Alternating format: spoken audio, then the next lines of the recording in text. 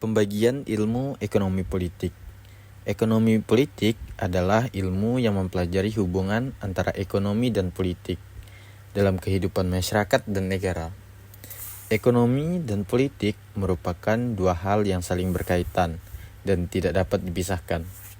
Kebijakan ekonomi yang dibuat pemerintah biasanya dipengaruhi oleh kepentingan politik, sedangkan kondisi ekonomi masyarakat juga dapat memengaruhi stabilitas politik suatu negara.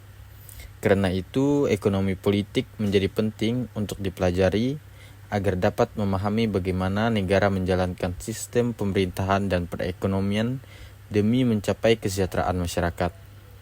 Secara historis, ekonomi politik mulai berkembang di Eropa pada abad ke-18, terutama di Inggris. Pada masa itu, negara-negara Eropa mengalami perkembangan besar dalam bidang perdagangan dan industri.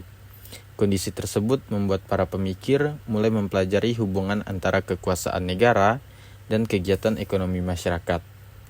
Tokoh-tokoh seperti Adam Smith, David Ricardo, John Stuart Mill, dan Karl Marx memberikan pengaruh besar terhadap perkembangan ilmu ekonomi politik. Pemikiran mereka masih menjadi dasar dalam kajian ekonomi politik sampai sekarang. Ekonomi politik lahir dari kesadaran bahwa persoalan ekonomi tidak dijelaskan hanya melalui ilmu ekonomi saja. Begitu juga persoalan politik tidak dapat dipahami hanya melalui ilmu politik. Keduanya saling berhubungan dan memengaruhi kehidupan sosial masyarakat. Contohnya, ketika pemerintah membuat kebijakan seperti kenaikan pajak, subsidi, bantuan sosial, atau pembangunan infrastruktur, maka kebijakan tersebut pasti memiliki dampak ekonomi dan politik sekaligus. Oleh sebab itu, ekonomi politik hadir untuk melihat hubungan antara kekuasaan, kebijakan negara, dan kesejahteraan masyarakat secara menyeluruh. Dalam ekonomi politik terdapat dua pendekatan utama, yaitu pendekatan ekonomi dan pendekatan politik. Pendekatan ekonomi lebih fokus bagaimana manusia memenuhi kebutuhan hidup dengan sumber daya yang terbatas. Pendekatan ini menekankan efisiensi, keuntungan pasar, dan kegiatan bisnis. Dalam sistem ekonomi modern, manusia cenderung berpikir bagaimana mendapatkan keuntungan sebesar-besarnya, sedangkan pengorbanan sekecil mungkin. Hal ini dapat dilihat dalam aktivitas perdagangan dan bisnis yang selalu mempertimbangkan untung dan rugi. Sedangkan pendekatan politik lebih menekankan pada kekuasaan, pemerintahan, kewenangan, konflik, dan kebijakan publik.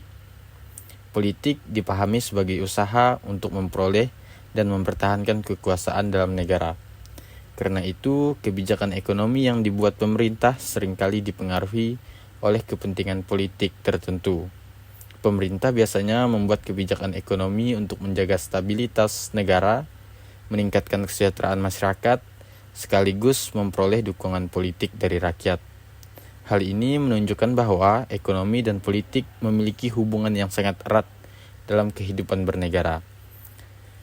Hubungan antara ekonomi dan politik sangat terlihat dalam kehidupan modern saat ini. Kondisi politik suatu negara dapat memengaruhi perkembangan ekonomi dan investasi.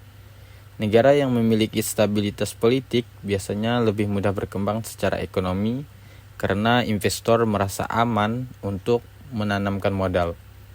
Sebaliknya, jika terjadi konflik politik, kerusuhan, atau pergantian kekuasaan yang tidak stabil, maka banyak investor akan takut melakukan investasi. Akibatnya pertumbuhan ekonomi menjadi terganggu. Hal tersebut menunjukkan bahwa stabilitas politik sangat penting bagi kemajuan ekonomi suatu negara. Dalam praktik ekonomi di Indonesia, masih terdapat pengaruh sistem kapitalisme. Walaupun Indonesia menggunakan ideologi Pancasila, sistem kapitalisme memberi kebebasan kepada masyarakat untuk melakukan usaha dan mencari keuntungan sebesar-besarnya. Akan tetapi, sistem ini juga dapat menimbulkan monopoli dan ketimpangan sosial karena kekayaan seringkali hanya dikuasai oleh kelompok tertentu. Oleh karena itu, Pemerintah membuat kebijakan seperti undang-undang anti monopoli dan membentuk KPPU untuk mengawasi persaingan usaha agar lebih adil dan tidak merugikan masyarakat kecil. Selain itu, terdapat pembahasan mengenai teori dependensia. Teori ini berkembang di Amerika Latin pada tahun 1960-an sebagai bentuk kritik terhadap hubungan yang tidak seimbang antara negara maju dan negara berkembang. Teori dependensia menjelaskan bahwa negara berkembang sering mengalami ketergantungan terhadap negara maju, terutama dalam bidang ekonomi, perdagangan, teknologi, dan investasi. Negara maju memiliki kekuatan ekonomi yang lebih besar, sehingga mampu mengendalikan negara berkembang. Akibatnya, negara berkembang sulit maju secara mandiri karena masih dipengaruhi sistem ekonomi global yang dinominasi negara-negara besar. Teori dependensia juga menjelaskan bahwa negara berkembang sering hanya menjadi pemasok bahan mentah bagi negara maju, sedangkan negara maju memperoleh keuntungan lebih besar melalui industri dan teknologi. Selain itu, adanya utang luar negeri dan dominasi perusahaan asing membuat negara berkembang semakin tergantung pada negara maju. Hal ini menunjukkan bahwa hubungan ekonomi internasional tidak selalu berjalan secara adil dan seringkali lebih menguntungkan negara-negara yang memiliki kekuatan ekonomi besar. Negara memiliki peran yang sangat penting dalam ekonomi politik. Negara tidak hanya berfungsi sebagai pembuatan kebijakan, tetapi juga bertanggung jawab menjaga stabilitas ekonomi, menyediakan fasilitas umum, dan meningkatkan kesejahteraan masyarakat dalam ekonomi politik. Negara dianggap sebagai aktor utama yang memiliki kekuasaan untuk mengatur distribusi sumber daya dan menentukan arah pembangunan ekonomi. Karena itu, keberhasilan suatu negara dalam mengelola ekonomi sangat dipengaruhi oleh kualitas kebijakan pemerintahnya. Hubungan antara negara dan masyarakat dalam bidang ekonomi terus berkembang seiring perubahan globalisasi dan perdagangan internasional. Globalisasi membuat hubungan antar negara menjadi semakin terbuka, sehingga persaingan ekonomi juga semakin kuat. Negara berkembang seperti Indonesia harus mampu menyesuaikan diri dengan perkembangan ekonomi global agar tidak tertinggal dari negara lain.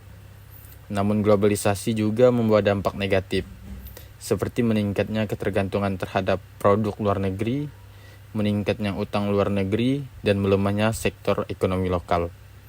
Perubahan struktur ekonomi global dan nasional juga memberikan dampak besar bagi masyarakat.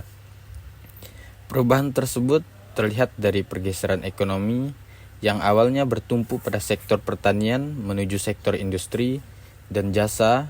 Perubahan ini memang dapat meningkatkan pertumbuhan ekonomi, tetapi juga menimbulkan berbagai masalah sosial seperti pengangguran, ketimpangan ekonomi, banyak tenaga kerja yang tidak memiliki keterampilan sesuai kebutuhan industri modern, sehingga sulit mendapatkan pekerjaan. Akibatnya, angka pengangguran meningkat dan kesejahteraan masyarakat menjadi terganggu.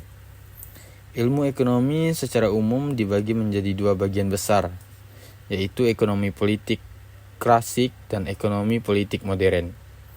Ekonomi politik klasik berkembang pada abad ke-18 hingga abad 19 dan dipelopori oleh Adam Smith. Dalam pemikiran klasik, pasar dianggap mampu mengatur dirinya sendiri melalui konsep invisible hand atau tangan tak terlihat. Artinya, apabila setiap individu diberi kebebasan untuk berusaha dan mencari keuntungan, maka perekonomian akan berjalan secara alami dan menciptakan kesejahteraan masyarakat. Pemerintah hanya berperan kecil dalam mengatur ekonomi. Tokoh lain seperti David Ricardo dan Thomas Robert Malthus juga memberikan pengaruh besar dalam perkembangan ekonomi klasik. Mereka membahas tentang perdagangan bebas, pertumbuhan ekonomi, tenaga kerja, dan pembagian hasil produk. Pemikiran ekonomi klasik kemudian menjadi dasar berkembangnya sistem kapitalisme modern yang banyak digunakan negara-negara di dunia. Sementara itu, Ekonomi politik modern berkembang sebagai bentuk kritik terhadap ekonomi klasik. Ekonomi politik modern membahas berbagai ideologi seperti kapitalisme, liberalisme, nasionalisme ekonomi, dan Marxisme. Dalam pandangan Marxisme yang dipelopori oleh Karl Marx, kekayaan seharusnya dinikmati bersama dan tidak hanya dikuasai oleh kaum pemilik modal. Marx mengkritik sistem kapitalisme karena dianggap menciptakan ketimpangan sosial antara kaum kaya dan kaum pekerja. Sedangkan dalam nasionalisme ekonomi, negara memiliki peran utama dalam mengatur ekonomi demi kepentingan nasional dan kesejahteraan rakyat. Secara keseluruhan, ilmu ekonomi politik sangat penting untuk memahami hubungan antara kekuasaan dan ekonomi dalam kehidupan masyarakat.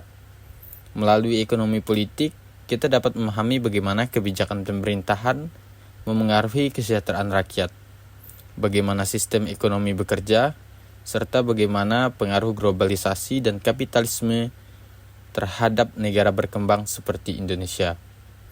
Ekonomi politik juga mengajarkan bahwa kesejahteraan masyarakat tidak hanya ditentukan oleh pertumbuhan ekonomi, tetapi juga dipengaruhi oleh kebijakan politik, distribusi kekuasaan, dan keadilan sosial dalam suatu negara.